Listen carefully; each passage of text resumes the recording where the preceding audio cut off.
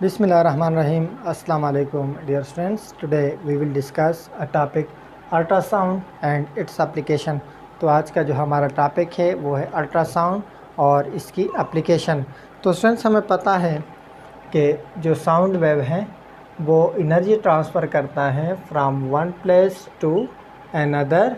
कैसे? Longitudinal waves के थ्रू, यानी कंप्रेशन, रेयरफ्रैक्शन, फिर कंप्रेशन, फिर रेयरफ्रैक्शन, फिर कंप्रेशन और फिर रेयरफ्रैक्शन। इस तरह वो एयर में या किसी मटेरियल मीडियम में ट्रेवल करती है, यानी कंप्रेशन, रेयरफ्रैक्शन, कंप्रेशन, रेयरफ्रैक्शन, कंप्रेशन और रेयरफ्रैक्शन के थ्रू। तो हमें पता है कि जो दो कंसेक्यूटिव कंप्रेशन या दो कंसेक्यूटिव रेयरफ्रैक्शन के दरमियान जो डिस्टेंस होता है उसको हम कहते हैं वेवलेंथ और उसको डिनोट किया जाता है लैम्डा से।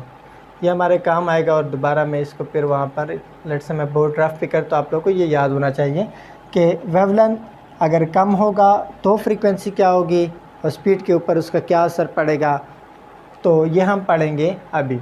तो देखिए स्टूडेंट्स, अब हम आते हैं, इसको बाद में हम यूज़ करेंगे, इसी कंसेप्ट को हम बाद में यूज़ करेंगे। आ जाते हैं यहाँ पर।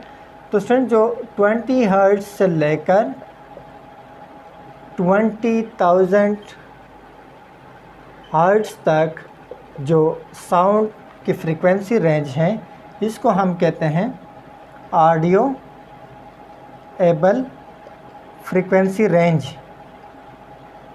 इसको हम ऑडियोएबल फ्रीक्वेंसी रेंज इसलिए कहते हैं क्योंकि ये 20 हर्ट्ज से ग्रेटर और 20,000 हर्ट्ज से लेस, इनके दरमियान जो साउंड वेव्स है वो जो ह्यूमन है एयर उसको डिटेक्ट कर सकता है उन साउंड को। और इससे जो लेस साउंड होगी हर्ट्ज की, इन 20 से लेस, उसको हम कहते हैं इंफ्रासोनिक वेव्स कहते हैं। और जो ग्रेटर देन 20,000 हर्ट्ज होगा उस साउंड को हम कहते हैं अल्ट्रासोनिक, उसको हम कहते हैं अल्ट्रासोनिक। जो लेस देन 20 हर्ट्ज उसको हम कहते हैं इंफ्रासोनिक, जो ग्रेटर देन 20,000 हर्ट्ज उसको कहते हैं अल्ट्रासोनिक, और जो इनके बिटवीन है उसको कहते हैं ऑडियोएबल फ्रीक्वेंसी रेंज, जो ह्यूमन एयर उसको डिटेक्ट कर सकता है। तो स्टूडेंट्स इसके बहुत सारे एप्लीकेशंस हैं। देखें, अगर अब हम पढ़ रहे हैं अल्ट्रासाउंड, तो अल्ट्रासाउंड की जो फ्रीक्वेंसी रेंज है वो 20,000 हर्ट्ज से ज़्यादा है। तो हमें पता है कि जो फार्मूला है V इज़ इक्वल टू किसके इक्वल होगा, एफ लैम्डा के, यानी lambda is equal to V divided by F. V तो स्टूडेंट्स कांस्टेंट होगा अगर वो एयर में ट्रेवल कर रहा है या वाटर में, तो उस लिहाज से टेम्परेचर के ऊपर डिपेंडेंस है, लेकिन अगर टेम्परेचर कांस्टेंट हो तो स्पीड ऑफ साउंड भी कांस्टेंट होगी। तो वेवलेंथ और फ्रीक्वेंसी कैसे होंगे? अगर वेवलेंथ शार्ट है, यानी वेवलेंथ बहुत ही शार्ट हो गया, तो वेवलेंथ के डिक्रीज़ के साथ जो फ्रीक्वेंसी है वो इंक्रीज़ हो जाती है। तो जो 20 हर्ट्ज से ज़्यादा या 20 हर्ट्ज से जिसे आप इंक्रीज़ करेंगे तो वहाँ पर इतना उसका वेवलेंथ शार्ट होगा और फ्रीक्वेंसी क्या होगी, इंक्रीज़।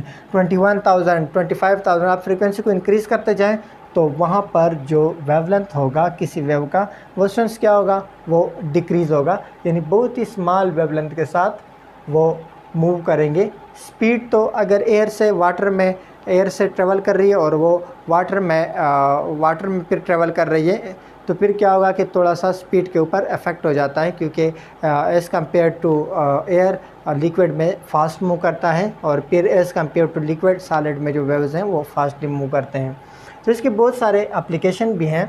यहाँ पर लेट्स से हम इसके एक एप्लीकेशन पढ़ें, बल्कि मैं दो एप्लीकेशन इसके पढ़ा देता हूँ। तो देखिए स्टूडेंट्स, सोनार एक मशीन है, ये शिप है, तो ये ओशियन डेप्थ को भी फाइंड किया जाता है अल्ट्रासोनिक वेव से। कैसे? यहाँ पर ट्रांसमीटर के थ्रू वेव्स को ट्रांसमिट किया जाता है और उसके बाद जब ये रिफ्लेक्ट बाउंस बैक होती हैं तो वो रिसीवर के थ्रू उसको रिसीव किया जाता है। ट्रांसमीटर के थ्रू वेव्स को ट्रांसमिट किया जाता है और रिसीवर के थ्रू फिर रिसीव किया जाता है। हमें पता है कि S is equal to VT। तो अगर मैं कंसिडर करूँ कि जो स्पीड ऑफ साउंड है किस में, वाटर में, वो 1400 मीटर पर सेकंड है। मैंने बहुत ज़्यादा इसलिए लिया क्योंकि स्पीड ऑफ साउंड वाटर में थोड़ा सा ज़्यादा होता है। और लेट्स से वो टकराने के बाद यहाँ से स्ट्राइक हुई, वापस आई, तो बाउंस बैक में उसने कितना टाइम लिया, लेट्स से 2 सेकंड उसने टाइम लिया। तो आप 1400 यहाँ पर पुट करें, मल्टीप्लाई करें 2 से, तो आपके पास डिस्टेंस मीटर में आ जाएगा। तो इस तरह ओशन डेप्थ को भी फाइंड किया जाता है और इस प्रोसेस को कहते हैं सोनार, साउंड नेविगेशन एंड उसको हम क्या कहते हैं, सोनार।